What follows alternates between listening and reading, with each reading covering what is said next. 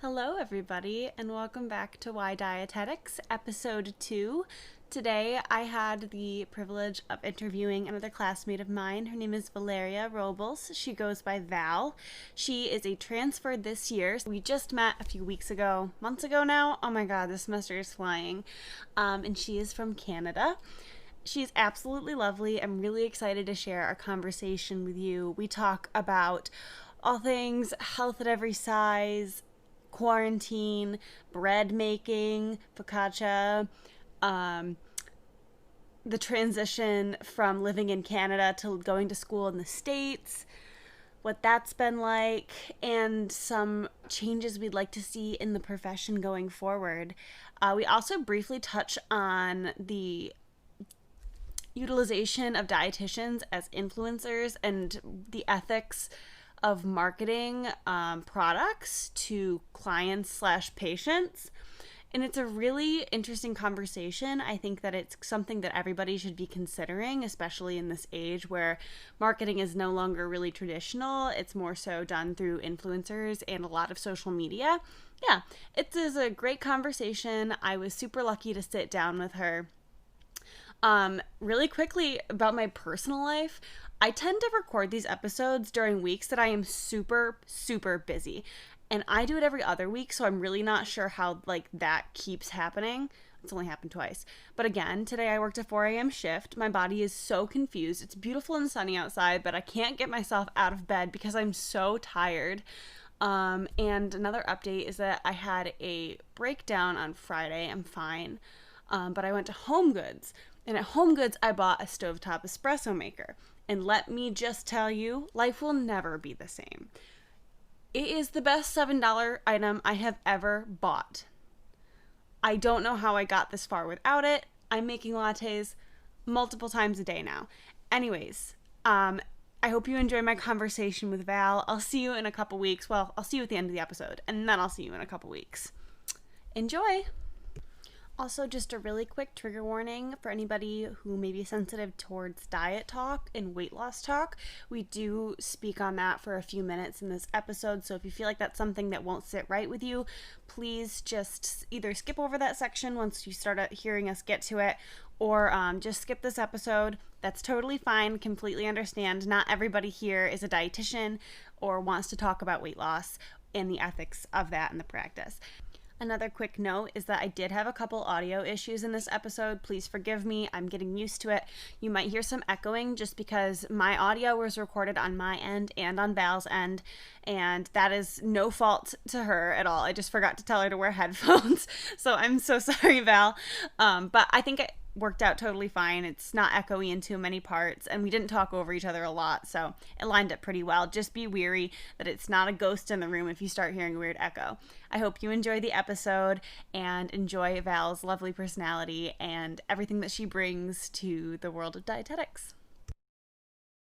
So tell me about your first memory of food and nutrition. Well, I feel like that one is a little tricky because when it comes to the actual field, I remember my mom having a dietitian when I was little. So she used to talk to her about her dietitian a lot because I think it really helped that she went and saw a dietitian.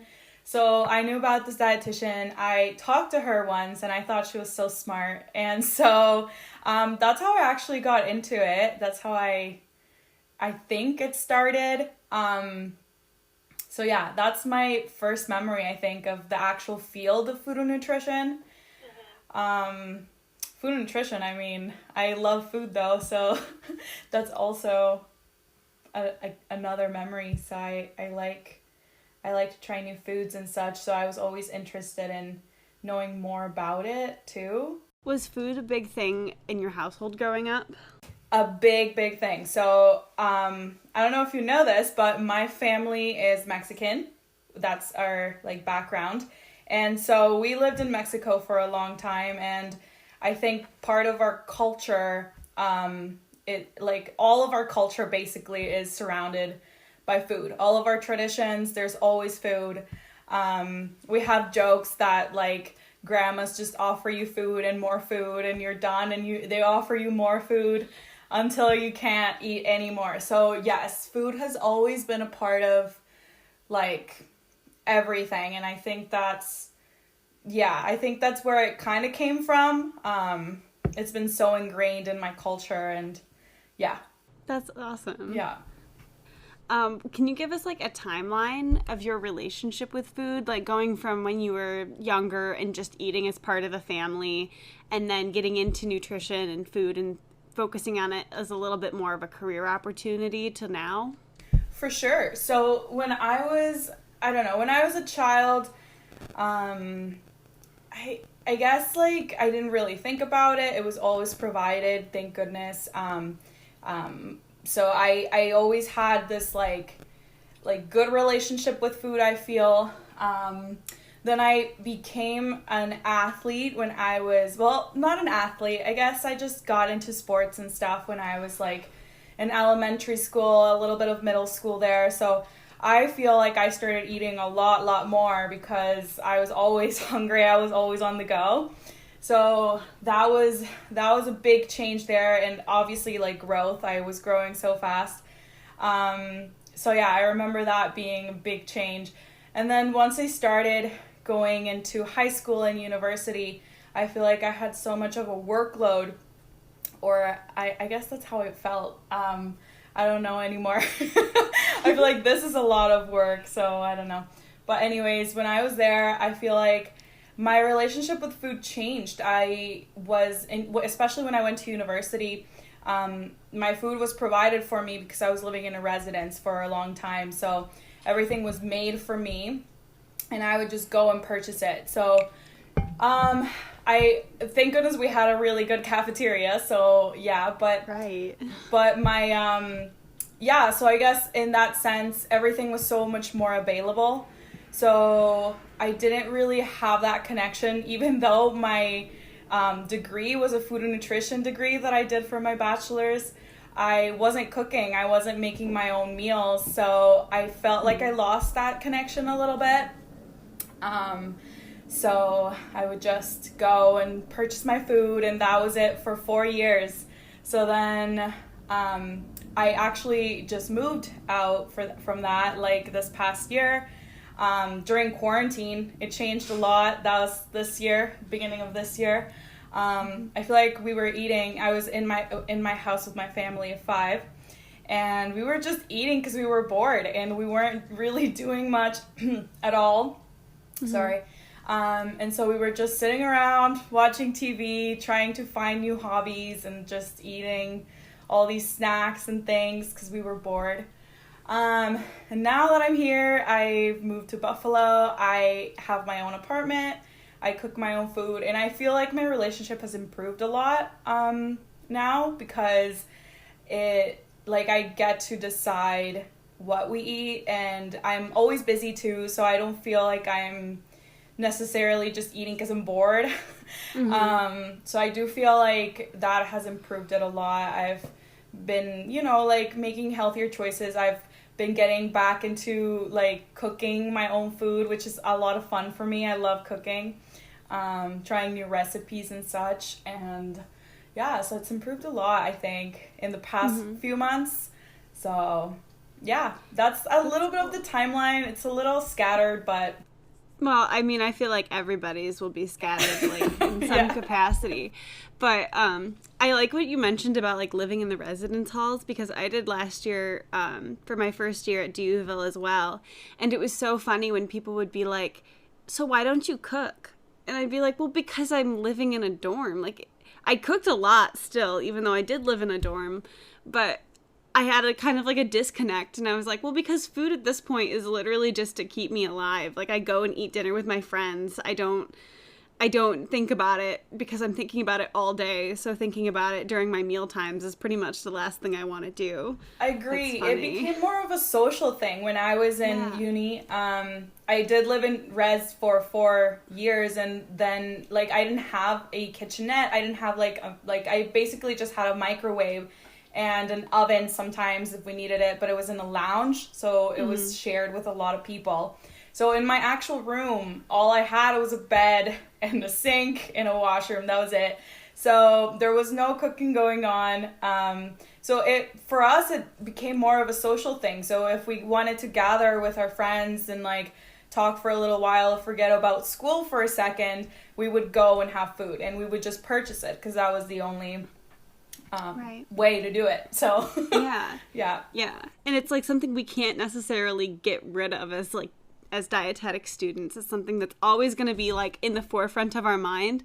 And I think it's so funny that when we're actually eating, we aren't thinking about food. Necessarily. Like, we're thinking about how it tastes and how we're experiencing it, but we're not like looking at it being like, oh man, like this has so much X, Y, and Z or whatever. Exactly. And I think that's a common misconception too of us as like dietetic students, that we're always thinking about like what is in this food, and like to some sense that like is true. I do feel like a lot of my choices are influenced by that. But while I'm actually cooking it or eating it, I'm not like, oh, like this is this much fiber, or this is this much like protein or whatever it may be. I'm just eating the food because I enjoy it. So yeah, and I do feel like a lot of people have that misconception of us. So I think so too. It's like it's sometimes I wish that it was generally understood that like, yes, I'm studying nutrition, but I'm studying the kind of nutrition that I could tell somebody with like renal disease or diabetes how they can alter their diet to improve their health. Like, I really don't worry that much about what I'm eating on a day-to-day basis in the same way that I would worry about managing phosphate for someone with kidney disease, you know?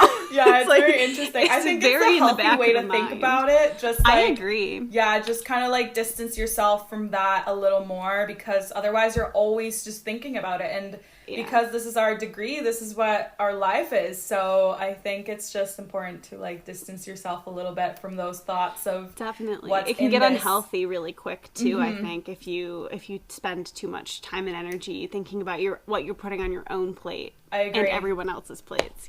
I agree. It's interesting for sure.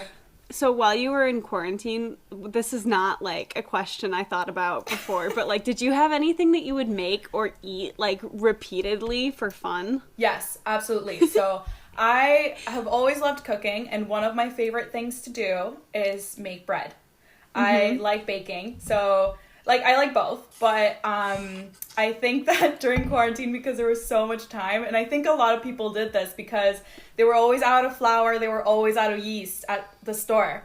So I started cooking a lot of different breads, and so the one I loved the most was focaccia. I would make it. I would make it all the time, and we would just sit and watch movies, especially at night. Because I don't know if you know, but for focaccia, you have to let it, like, sit for a while so that it, like, what's that called? Proofs? Yes, so it proofs. Yeah. I blanked. So I would just, like, make it during the day and just let it sit for a while, and then at night I would just kind of make that. So that was, I feel, like one of the unhealthy parts of being in quarantine for so long. That sounds so good, though. It was so good. It was so good. It was warm and it was fluffy. It was amazing. But we would have like late night snacks all the time because we would just lose track of time. We weren't doing anything all day. So we had weird sleeping patterns and weird eating patterns, and it was just quite different. But yes, that was one of the big things I would make. I would make bread or cookies. I was baking a lot. So yeah, I also did try other recipes, but most of the time I would just, because I feel like baking was what would take the longest, so I would just distract myself for longer if I was baking, I feel. So it was a good little pastime, but yeah. What about you? Did you have any? I totally did, and I love that you brought up bread, because I went through a tiny bread phase, because there was a time in my life when I tried to put like yeast into everything because I thought it was really cool how it made stuff fluffy. I was like 14. But it was old yeast, so I was like, there's a chance that this is not alive anymore. So there was one time I made bread that was semi-successful, and then my oven broke halfway through baking it. Like, the oven literally shorted out, and so I had this, like, It was barely cooked on the inside. It was like white, super white. Did you still Not eat even it? crusty. I sure did. Oh yeah. Oh yeah. It still tastes like bread. It still tasted pretty good. But then there was another time I made it, and the yeast was just dead. So I used so much flour too. I felt so bad. But I made bricks. They smelled like rosemary and olive oil. They looked fantastic, but they weighed 1.5 pounds each. Yeah, don't get me wrong. I had some failed attempts at bread too. I've been making it for a really long time, but even then, I still have failed attempts at making homemade bread and cookies and stuff. Sometimes they just don't turn out. It just, or I'll forget to add something. But what I would make more, because I know everyone was making banana bread at some point. But what I made more than anything else was pumpkin bread. Ooh. And my parents loved me for it. They were like, honestly, you can just stay home. You don't have to move back to Buffalo. Yeah. Because I was making a couple loaves a week, and then I would go deliver it to family members and stuff too. It makes me almost, not that I wish that we were back in that place, and I'm very I know grateful what you that mean. things are better now, but I'm almost nostalgic for that time in my life, because all I would do all day was schoolwork, and then as soon as 5 p.m. hit, I was baking and cooking time, and it was ideal.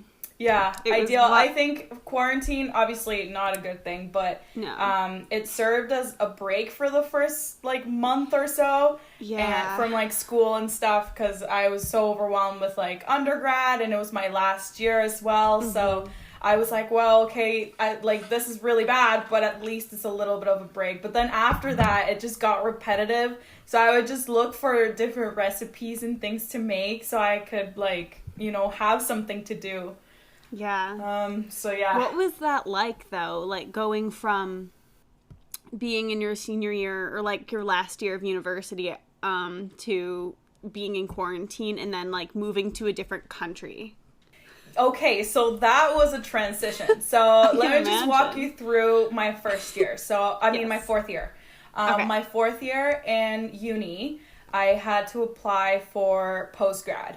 So, I feel like that was a lot of stress. So the fall semester, I had applications. So I had to fill out applications to different universities, to different internships.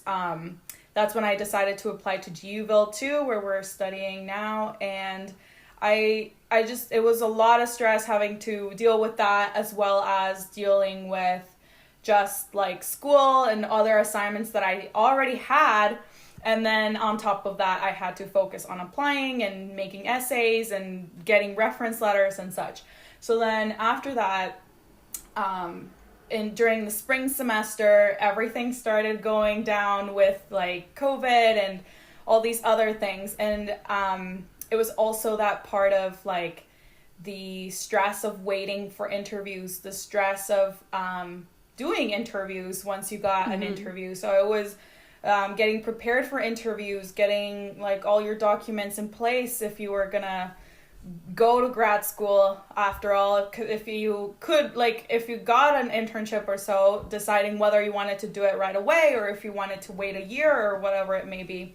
So then I got into DUville, and then quarantine hit. So that was a big transition because I had a lot of stress from school, a lot of stress from post-grad applications, and then everything just stopped. I went home. I was also working as a residence assistant at my uni. So I was living in residence. And so I had work, I had volunteer, I had school, all these different things. And then I went home and it all stopped. And I was just sitting there for the longest time. So I feel like that transition was a lot. And then mid-summer, we started classes at DUville online. And that was a transition too, because even though I was online and I was at home, my family was also at home. So it was a lot of dealing with sitting in my room by myself while my family was downstairs and studying. And if there was noise, then that was weird. So I feel like now that we've gotten used to doing school from afar, we were kind of used to those noises from the outside, and if someone's in their home, you're just used to I don't know, seeing like people's dogs and cats and like children and everything. But at the beginning it was weird. So that was a transition. And then I had to get ready to move. So I am from Canada. I live in Ontario. My family lives in Ontario.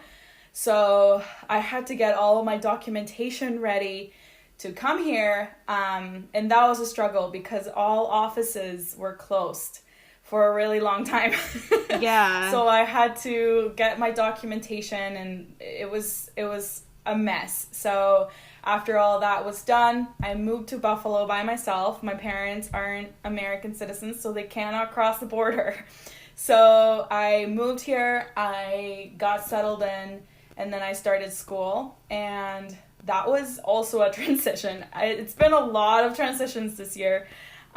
So then that's when I got a little, like, I got settled, and then I finally was able to actually work on, like, school and, like, my nutrition, which is what this is about. I was able to finally start, like, cooking for myself and stuff without that stress of, like, having to think of moving and all these things, and just focusing on being a student again, which was hard because, like, I went from doing all these things to doing nothing for so many months, and then to doing a lot again. So it was an adjustment, but I think it's working out. I am trying to keep on top of things, and I mean, like, being a student is always an interesting ordeal. Yeah.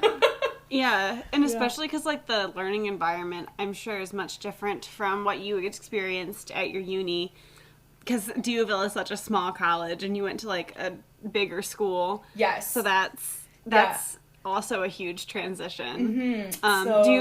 Do you like it? Like, do you like that you know all of the people in your class and all of your professors so well? Yes, it's extremely nice. So, like, even if you think about, like, the school I went to was Western University, but I was also at Brescia, which is where I took most of my nutrition courses. So that was, Brescia University College is a smaller college, but nothing compared to Duville. So Duville is very, very small. So I had maybe like 50 to 60 people in each of my classes. It was still a fairly small class. But now that there's 13 of us, it's just so much nicer to know everybody and to, like, talk about assignments and life and things, and just, you know, like, know everyone a little better. I feel like it's still kind of early to know everyone, like, very well, but it's been so much nicer to just have that connection, as well as I feel like I know my profs now. I talk to them on a regular basis, and they know me, they know my name. They know, like, and before in my other university, teachers or professors were always, like, accessible. They were always there if you needed them, but I didn't feel like I was welcome to just come over and talk to them about, like, my interests, or, like, if I was interested in, like, being part of a project or whatever it may be. I didn't feel that connection there, and now it's so much different. My profs are so, like, they're there, and there's only 13 of us, so I feel like it's so nice to just talk to everybody. And even Zoom and stuff, it gets repetitive, and it's sitting around and on Zoom is not the funnest, but it's nice to just talk to people and, you know, to kind of know them, like, actually know them, so it's nice. No, for sure.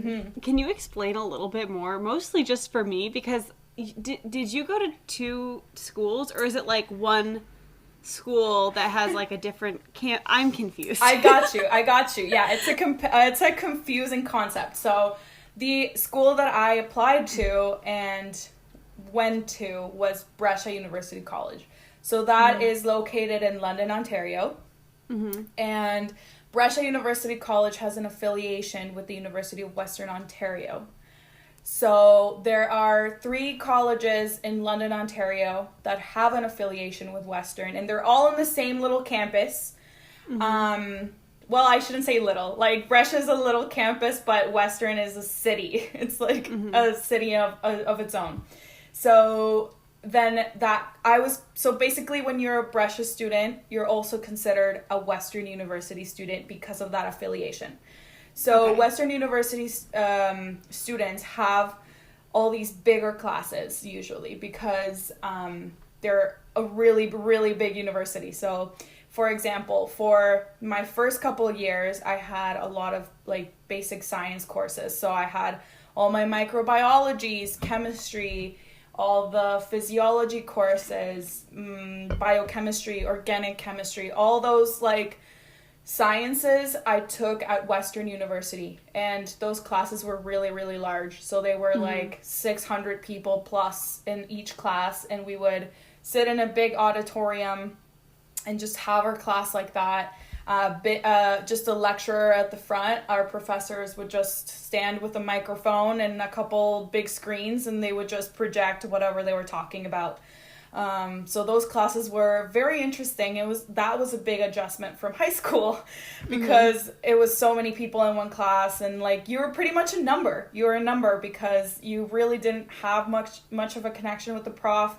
If you needed help, you would talk to a TA usually. Yeah. So it was more of that relationship. And then at Brescia is where they actually had the Faculty of Food and Nutrition. So that is where I did all of my nutrition courses. And a couple other courses. They had a lot of like sociology type courses. They had a lot of psychology type courses that I also took there.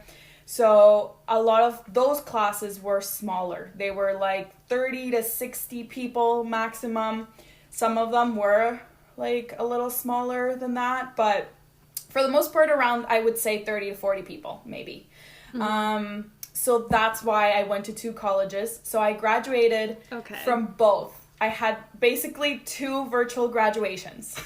I didn't have a real graduation, but I had 2 virtual because I was considered a student from both colleges, if that makes any sense. Interesting. Yeah, Yes. it's like similar to what I would imagine our state school system is kind of like here.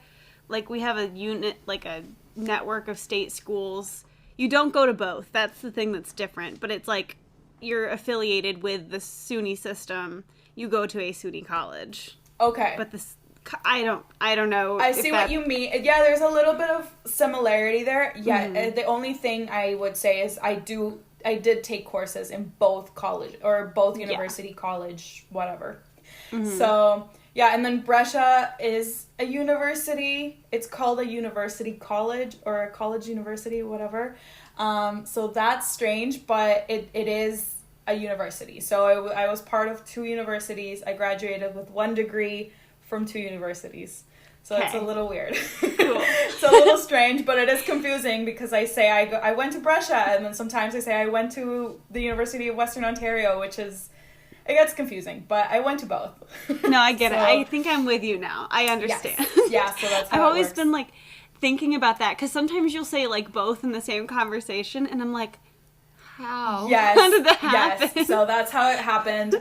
It's an affiliation there, and it was nice because I got the best of both worlds. I got smaller classes while I also went to like 600 people classes, which was very interesting. Yeah. That honestly is a great system though, because then you have like a small campus community, but you could also have a huge campus community if you needed it or wanted it. It was a lot of fun. Really and neat. I worked in residence for the longest time, and in Brescia residence is like a thing on its own apart from Western University residences.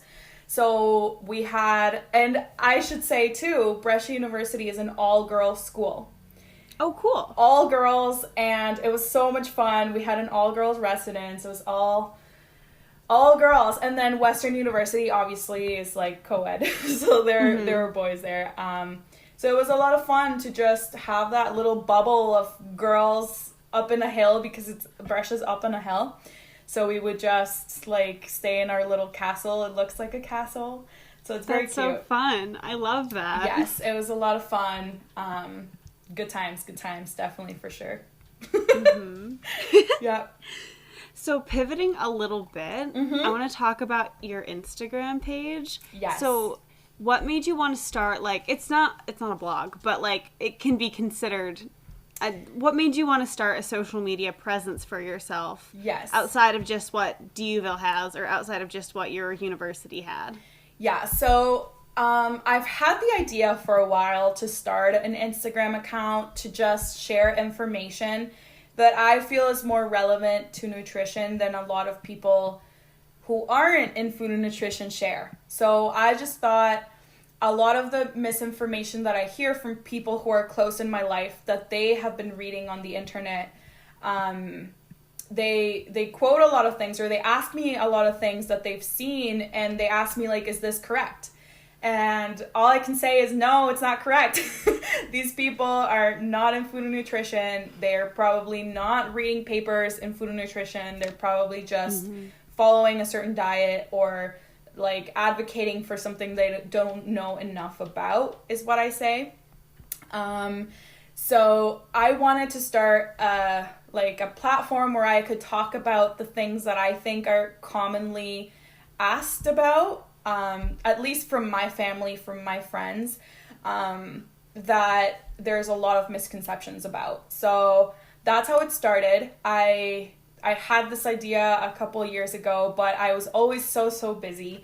So I never really had the opportunity to start it, but then obviously quarantine hit. So my page is actually very new. It's very small right now. It only has a couple posts. It's Nutrition Balance at on Instagram. So it's a very small page, but I think it's like, I'm gonna keep it growing, and eventually when, I have more time, I'll probably be posting more often. So yeah, that's how it started. And basically what I post on there are just common things that I think are like misunderstood in food and nutrition, that I can just go and put in like research. I do a little bit of research on it. And then I talk about it. I talk about like the actual information that has been found in studies and stuff like that. That is more common knowledge to us because we're in this area, but not to a lot of people who are just getting their information from the internet or whatever it may be.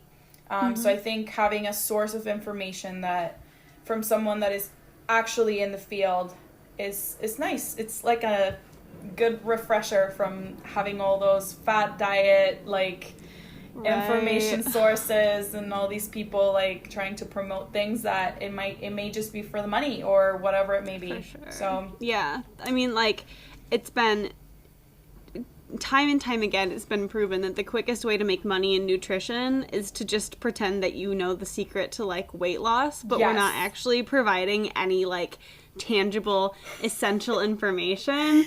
Yep. And I think it's really refreshing to see an Instagram page like going right back to the basics, because like that all gets so lost when we're talking about every diet under the sun and like where do we like where'd the rhetoric go where we can just talk about like why antioxidants are good for your body, or like what kinds of smoothies, what you can put in smoothies to make them like more full of fiber or whatever. Like, yeah, like just very so nice. Like, I guess common knowledge, things that aren't common knowledge. I don't know. Sure. Like, yeah. So so I feel like the reason why I started my own thing is because a lot of family members would ask me questions that I was like, no, like, where did you get that information from? Like, that is so incorrect. And honestly, the only, like, it's because I feel like food and nutrition is an area of health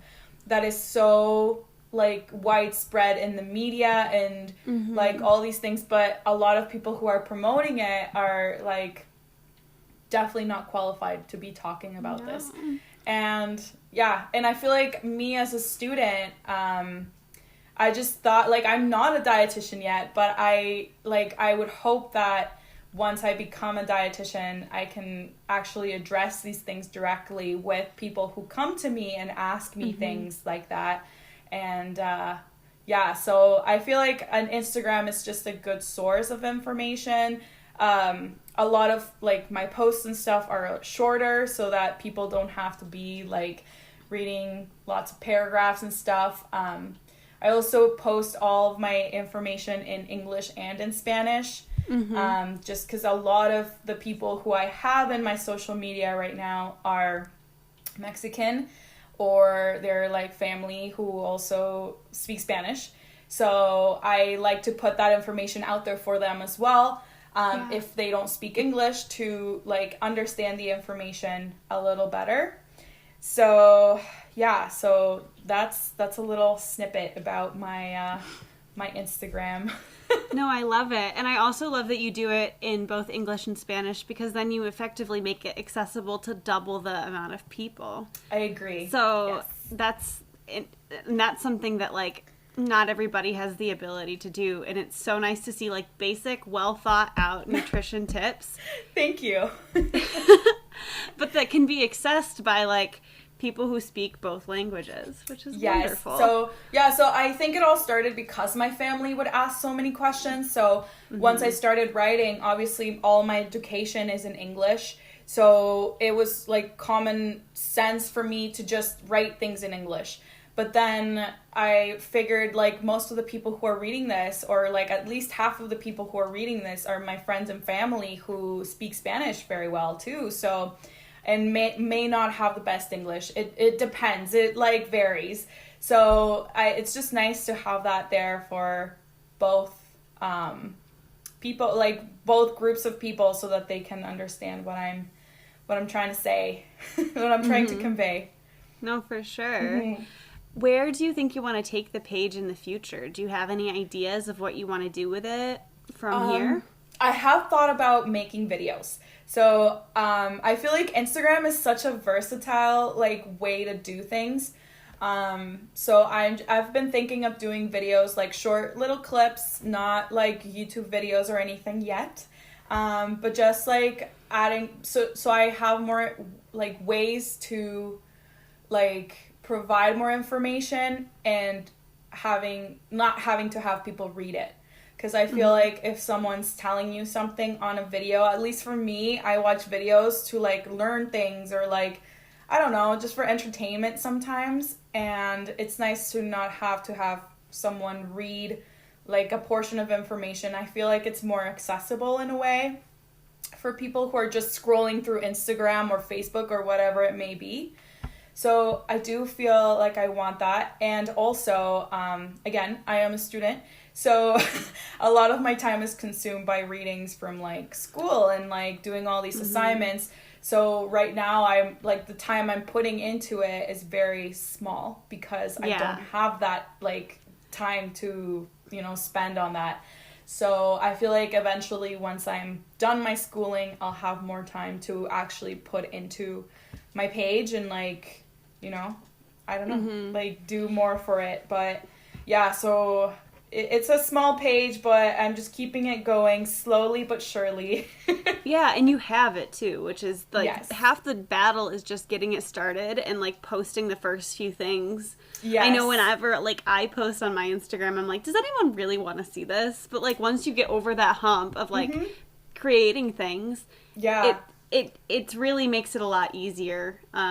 So, and like that's awesome that you have a social media presence at all, because it's seeming like it's more and more essential. Yes, and I feel like at first, a lot of the things I would think would be like, am I qualified to say this? Like, am I like, is this right for me to be like preaching this if I don't know enough? So I think that for me, it was more of getting over that hump of like, I don't have to know everything. I can research. So I have the tools to go into like all this nutrition research and understand what they're saying.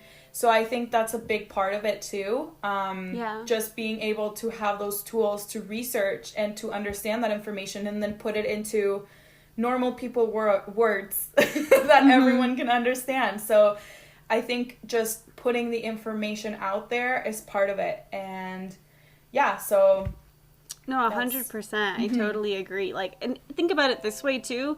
If we're worried about like not knowing enough, think about the people out there who are just like have lost weight once and are now deciding that they are able to give nutrition advice to everyone. Actually, I screenshotted a tweet the other day from an RD I follow on Instagram. Her name is, I think it's Riley Laster RD, or maybe I didn't screenshot it. Maybe it's just on her Instagram. She's awesome. She's like a big on intuitive eating, and I think she's a cardiology dietitian. But wow. Yeah, she's cool.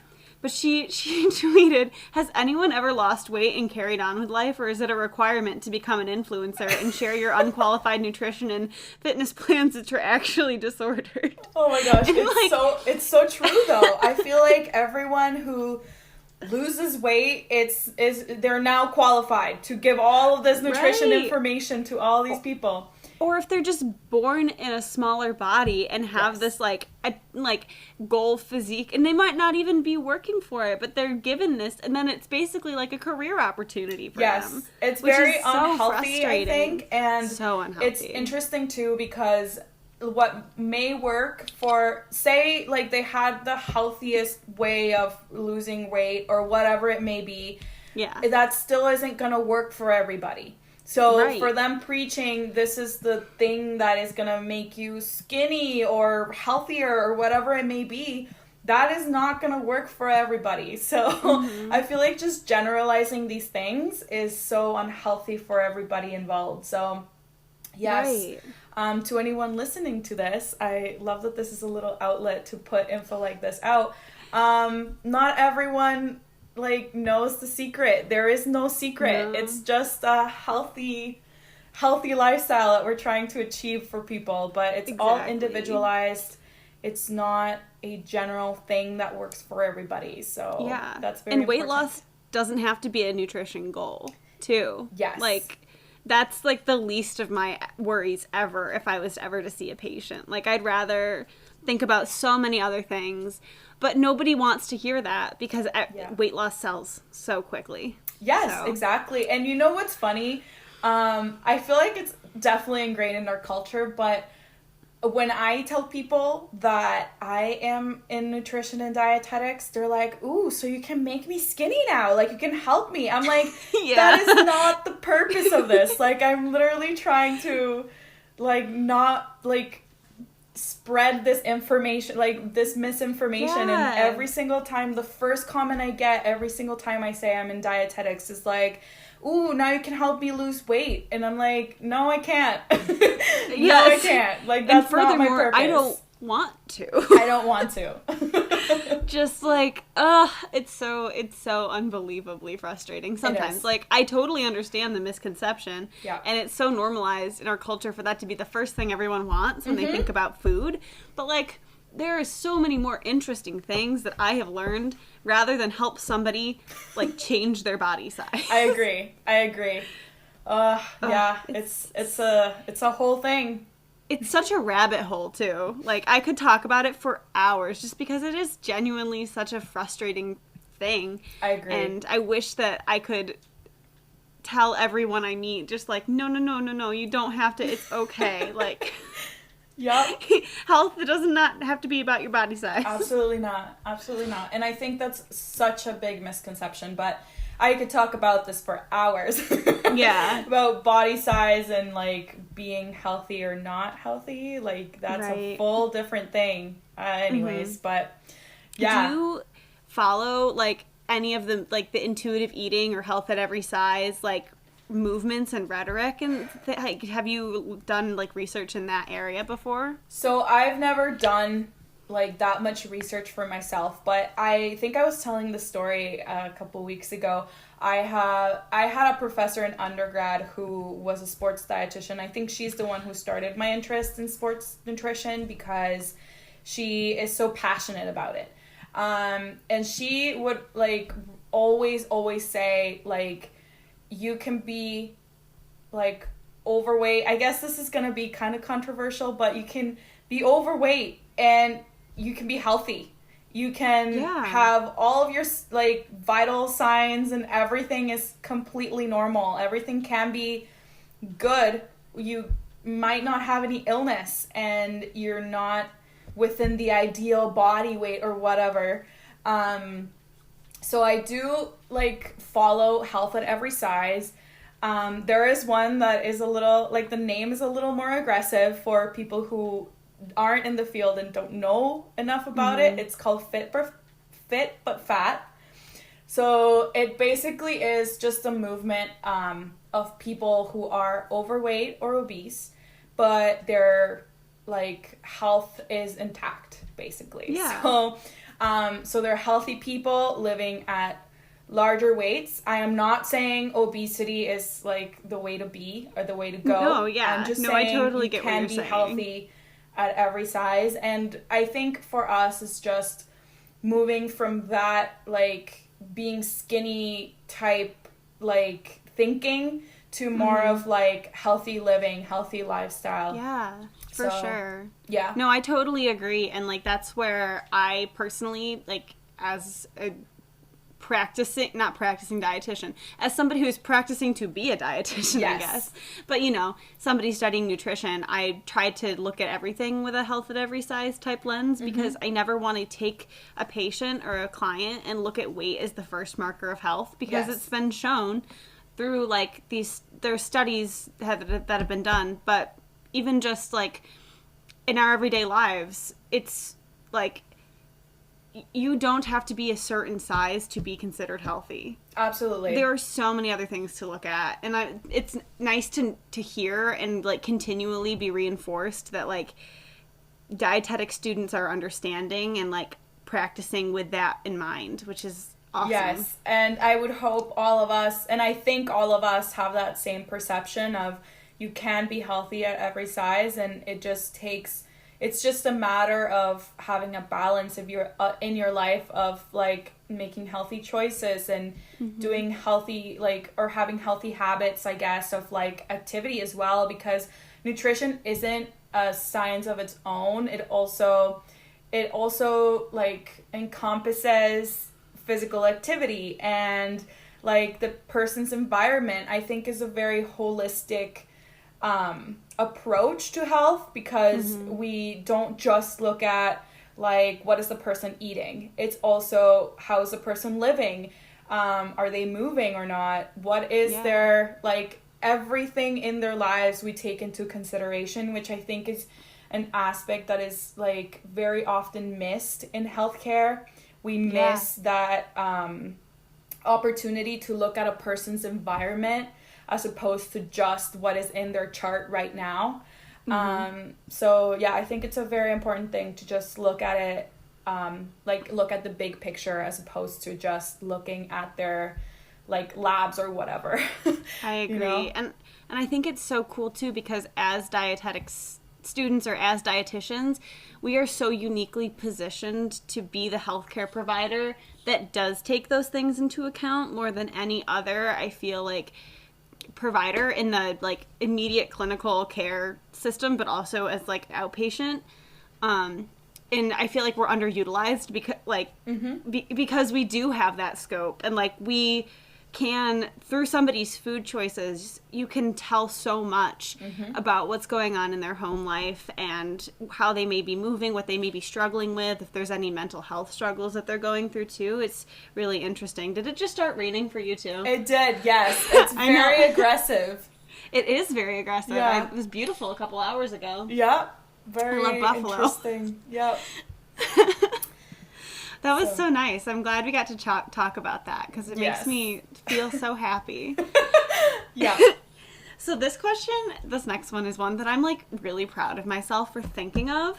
What makes you want to work towards your RD credential even when you'd rather do anything else? Well, number one, and I think it's a little bit of a selfish one, I've already worked in this field or like as a student in this field for 4 years. I already did my undergrad in food and nutrition. I am now completing my like coordinated program, which is a bachelor's, master's degree type program. So that for me, it's more of like I'm almost there. I'm about to finish. I can see the light.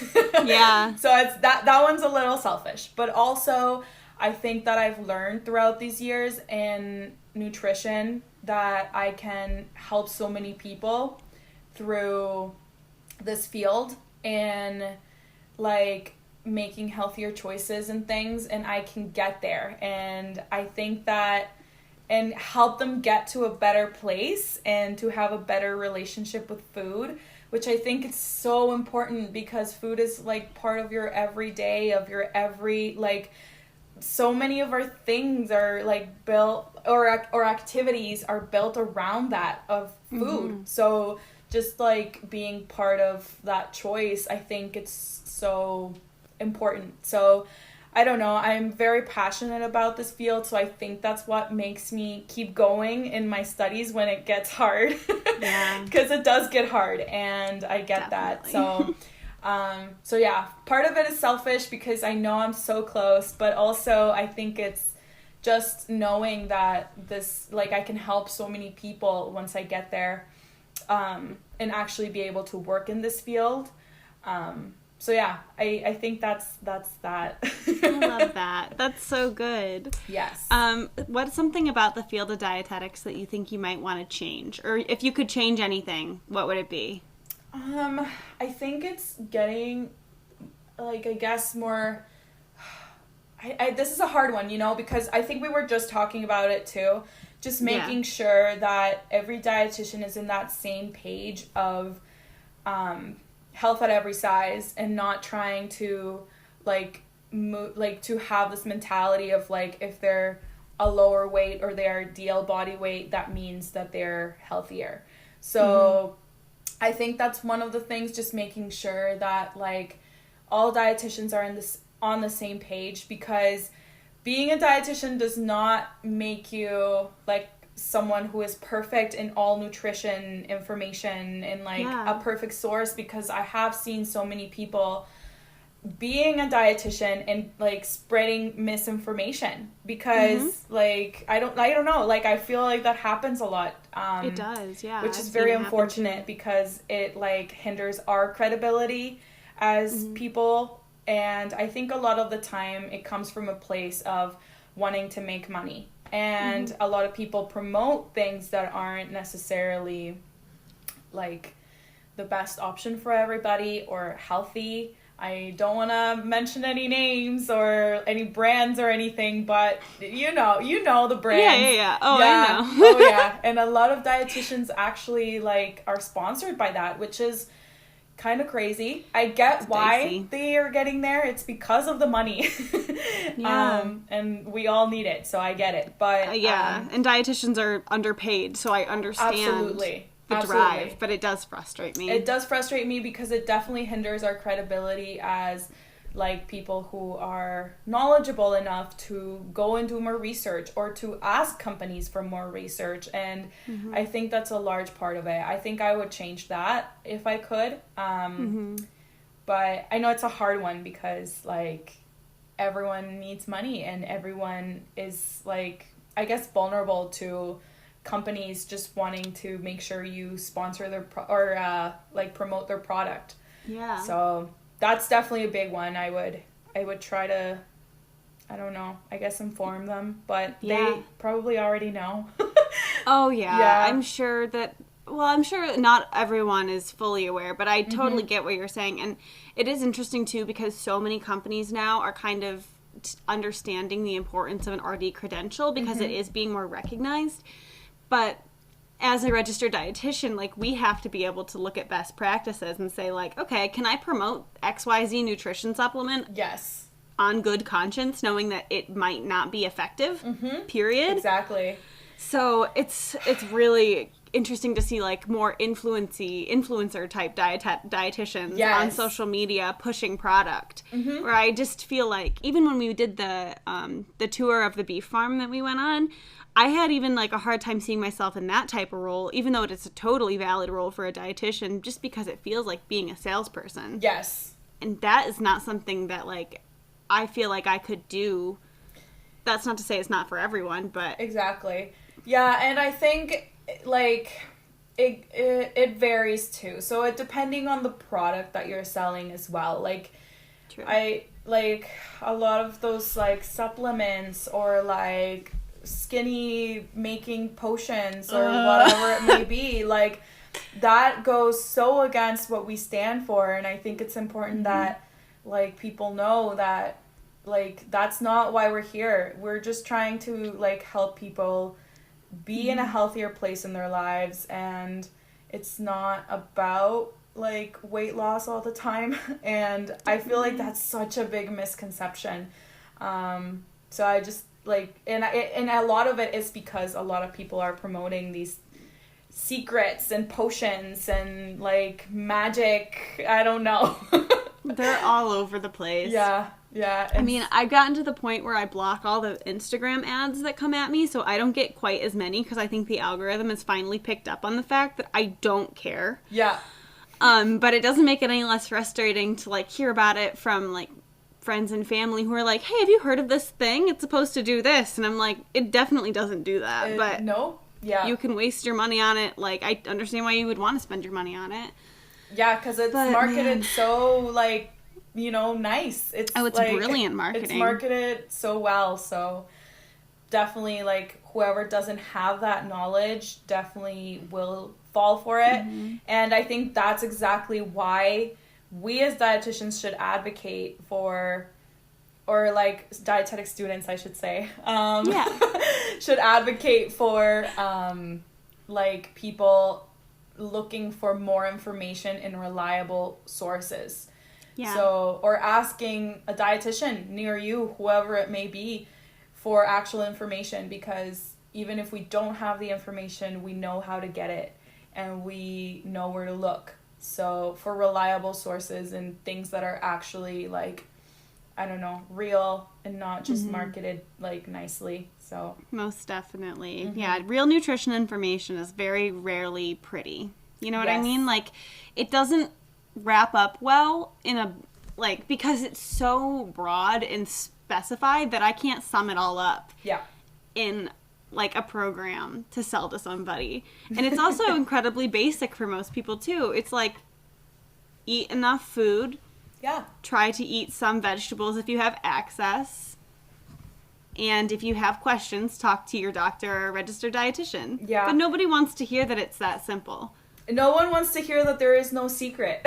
Yeah. Which is kind of sad. But it's true. It's true. We literally are just getting that information out there to try to help people who don't have those sources of information or who don't know where to look. So, yeah, for sure, I think it's more of us just trying to get that information that we have access to the people who are out there and just, trying to spread that reliable information. Definitely. Well, thank you so much for being willing to sit down with me today. It was really nice, very cathartic for me. I got a lot. I feel like we both vented a lot in like a really productive way. Absolutely. I love that. And I'm so passionate, so I could talk about this for hours. Yay. That is definitely possible because I'm going to need to interview more people, so you might be a repeat offender. Absolutely. Absolutely. Just hit me up with some more questions. And I love it. Yeah, you know it. I'm here. Really quick before we stop recording, plug yourself. Where can people follow you? Okay, so it's at Nutrition Valence with the V as in Victor, because my name is Val, so I just plug that right in there. It was my brother's idea, so yes, go follow me. I love it. At Nutrition Valence on Instagram and Facebook. You're on Facebook too? Yes, I'm on. Cool. I'm on Facebook. So it's Instagram and Facebook, same name, and it's with the V as in Victor, not with the B as in, what's the word with B? Bob. I don't know. Not with a B as in Bob. I'll put it in the show notes too, so people will have no problem finding you. Perfect. Thank you so much, Riley. This was so much fun. And there you have it. That's my conversation with my classmate, Val. Again, if you want to follow her on Instagram, it's at Nutrition Valence. Nutrition spelled normally, Valence spelled Valance, no underscores between them or anything. And she's also on Facebook. I'll link her in the show notes as well. I hope you enjoyed our conversation. I also realized that I forgot to ask her why. So I might include that in the next episode, but I think that the conversation we had gives you a really good glimpse at her reasoning for wanting to be in the field, even without explicitly asking the question. I really hope that you enjoyed this episode. And as I did last time, I'm going to tell you a secret. Now I have to think of a secret because I already spilled my stovetop espresso secret to you in the beginning, and that doesn't count. Oh, I know. Oh my god, if any of you are listening to this, please don't judge my hobbies. And I promise I do my schoolwork too. I am currently 135 hours into Animal Crossing New Horizons. My island name is Sunny Isle. If you want to come visit me, please feel free. And I just got a 5-star rating, which means I got my Lily of the Valley and my golden watering can just the other day. And I'm thrilled. I also got my first pink flowers. I'm really thriving. I also got Greg to let me turn his profile's house into a restaurant on my island. So stay tuned. I'll give you maybe more secrets of Animal Crossing updates from my island. I'm sorry in advance. I know that that's not probably anything most people listening to this care about. But yeah, thanks for listening, guys. I'll see you in a couple weeks. Bye-bye. Fuck.